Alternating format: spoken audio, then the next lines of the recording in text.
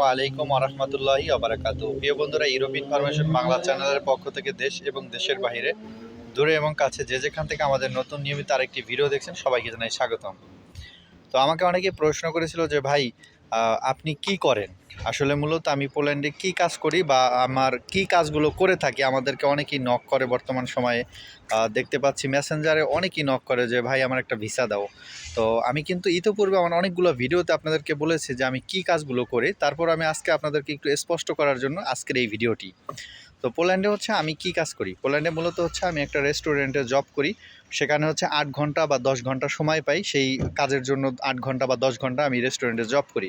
Job করার পাশাপাশি হচ্ছে পোল্যান্ডের অনেক মানুষ আছে যাদের সাথে আমার অনেক ভালো সম্পর্ক বা পরিচিতি অনেক আগে থেকেই।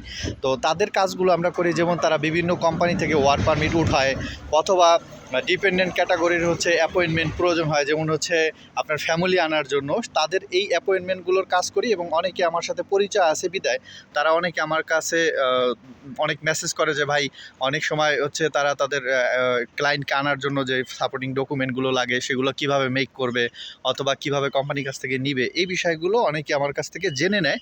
এবং এদের অ্যাপয়েন্টমেন্ট নিয়েও আমি কাজ করি। এছাড়াও এদেশে পিটের যে কাজ আছে সেই কাজগুলো আমরা করে থাকি। এই কাজগুলো আমরা করি, যেমন হচ্ছে পোল্যান্ডের ওমরা ভিসা করতে অনেকে যদি যেতে চায় সৌদি আরবে, তো ওমরার ভিসাটা আমরা করে থাকি পোল্যান্ড থেকে। এজন্য আমার সাথে অনেকেই মেসেঞ্জারে নক করেছে বা হোয়াটসঅ্যাপে আমাকে ফোন দিয়েছে, অনেকের সাথে কথা হয়েছে। তো এই কাজগুলো হচ্ছে আমরা সাধারণত করি, যেমন হচ্ছে পোল্যান্ডের ওয়ার্ক পারমিট নেওয়ার পরে পোল্যান্ড এম্বাসির যেমন হচ্ছে আপনার অ্যাপয়েন্টমেন্ট নেওয়া প্রয়োজন হয়, অ্যাপয়েন্টমেন্টটা আমরা নিয়ে থাকি। এরপরে হচ্ছে অ্যাপয়েন্টমেন্ট নেওয়ার পরে ফাইলগুলো রেডি করতে হয়, অনেকগুলো ডকুমেন্ট প্রয়োজন হয়, সেই ডকুমেন্টগুলো আমরা সাপোর্ট করি এবং প্রপারলি কী ডকুমেন্ট দিলে ভিসা হওয়ার চান্স অনেকটা বেশি থাকবে সে বিষয়ে আমরা গাইড করি। এবং ইন্টারভিউতে আপনাকে কী কী প্রশ্ন করবে সে বিষয়ে কথা বলি এবং এই বিষয়গুলো আমরা সলভ করি।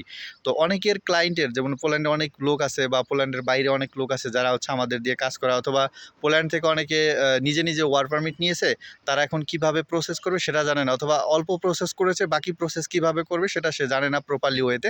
সেই কাজগুলো হচ্ছে আমরা করে দিই। তো এইটাই হচ্ছে আমার মূল কাজ। এছাড়া হচ্ছে আমি কিন্তু কোনো লোক আনি না। আমাকে অনেকে মেসেঞ্জারে বলে যে তুমি একটা পারমিট দাও, অথবা আমার কিভাবে আসতে পারি, তুমি তো ভিডিও করো। ভিডিও করা এর মানে এই না যে আমি একটা দালাল, বা আমি হচ্ছে ভিসার কাজ করি যে আমি মানুষকে ওয়ার্ক পারমিট দিয়ে তারপরে আনবো। সাধারণত বছরে আমি 2 থেকে 3টা বা 4টা কাজ করি হচ্ছে সিঙ্গাপুর থেকে। আমি পূর্বের ভিডিওতে বলেছি যে টিআইজি ওয়েল্ডিং জানে, এমআইজি ওয়েল্ডিং জানে, তাদের ক্ষেত্রে হচ্ছে আমরা তাদেরকে ওয়ার্ক পারমিট দেই অনেক কিছু যাচাই বাছাই করার পরে। তো এদের ভিসা হয়। আমি এর পূর্বে একজনকে আনছি সিঙ্গাপুর থেকে, সে অলরেডি এখানে কাজ করতেছে, তার সাথে মাঝে মাঝেই কথা হয়।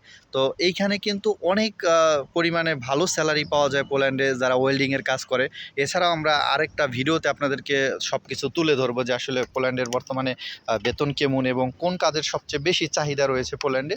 সে বিষয়গুলো নিয়ে আমরা অন্য একটা ভিডিওতে হয়তো বা আপনাদেরকে সঠিক ইনফরমেশনগুলো এবং প্রপারলি যে কিভাবে আপনি পোল্যান্ডে আসবেন সে বিষয়গুলো আমরা আলোচনা করব অন্য এক ভিডিওতে।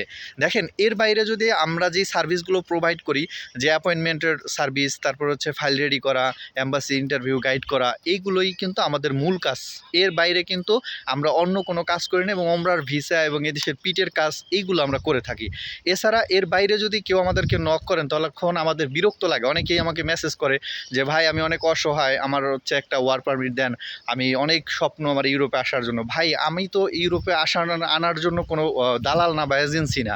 আমি কোনো ভিডিওতে বলি নাই যে আমি লোক আনি, আমার কাছে পারমিট দেন, আমার কাছে টাকা দেন, এরকম আমি কখনোই বলি নাই, কোনো ভিডিওতে বলি নাই, ইনশাল্লাহ কখনো বলবো না। কারণ হচ্ছে আমি যেটা করি না বা পারি না সেটা আমি করব না, এটাই হচ্ছে আমার কথা। আশা করি আপনারা এই ভিডিওর মাধ্যমে বুঝতে পেরেছেন যে আমি কি কাজগুলো করে থাকি। অন্য এক ভিডিওতে বা পরবর্তী এক ভিডিওতে আপনাদেরকে জানাবো পোল্যান্ডের সবচেয়ে কোন কাজের চাহিদা বেশি এবং কেমন স্যালারি পাওয়া যায় সে বিষয় নিয়ে আপনাদেরকে আলোচনা করব অন্য এক ভিডিওতে। তো আজকের ভিডিও আমরা এখানেই শেষ করব। পরবর্তী ভিডিওতে দেখা হবে পোল্যান্ডের অন্য কোনো বিষয় নিয়ে, নতুন কোনো খবর নিয়ে। আল্লাহ হাফেজ। আসসালামু আলাইকুম ওয়া রাহমাতুল্লাহি ওয়া বারাকাতুহু।